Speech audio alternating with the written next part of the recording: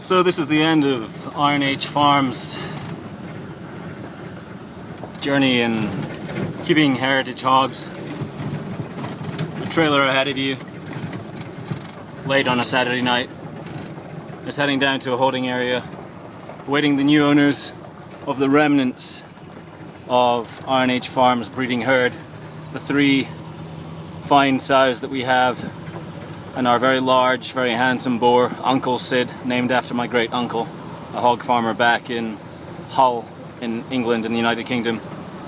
And we've really just found that it's not been possible to keep and raise hogs efficiently at a competitive price by buying in feed. And on a small acreage such as we have, it's proved to be detrimental to the land and ultimately to the well-being of the hogs. I mean, we've done our very best for them, but there's a better life for them.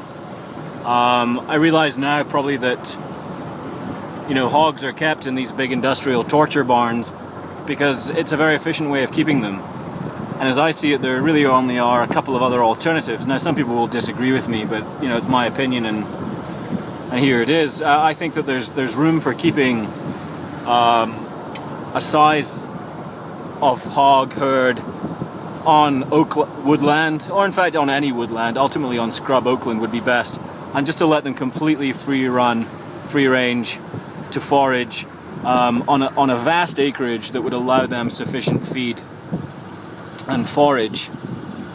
The other place that I think there's space for a hog is on every small family farm. I don't see any reason why every small family farm can't have a boar and a sow that they keep and they breed every year, that they fatten the feeder weaner pigs up on the waste products of their farm, whether it's a dairy or a vegetable farm or a grain farm, and that those hogs there are for the consumption by the farmers, their families, and their friends, and if there's an excess for the local marketplace. But trying to raise hogs, albeit heritage hogs, extensively on pasture,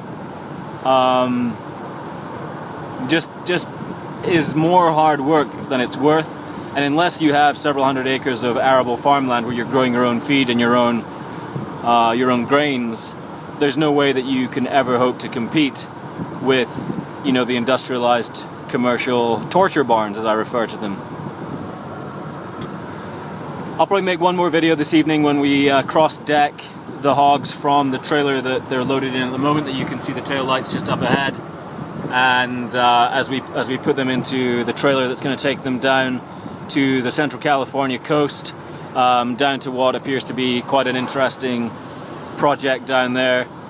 The breeding stock that we're sending are going to be contained more or less for the rest of their existence, but their offspring are going to run, I believe, from what I can understand, many hundreds of acres on a quick pasture rotation, much like Joel Salatin proposes, and in conjunction with cattle and chickens and such like, doing a multi-species quick rotation to get the best out of the land and actually to improve the land.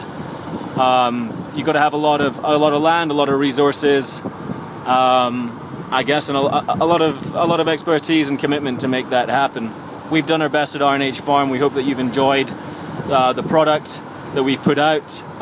We've given the best life possible to our hogs, and we are very, very sad to see them go. It's been close to 3 years of commitment and tens of thousands of dollars down the plug hole, and I don't regret it, but I am sad to see it end.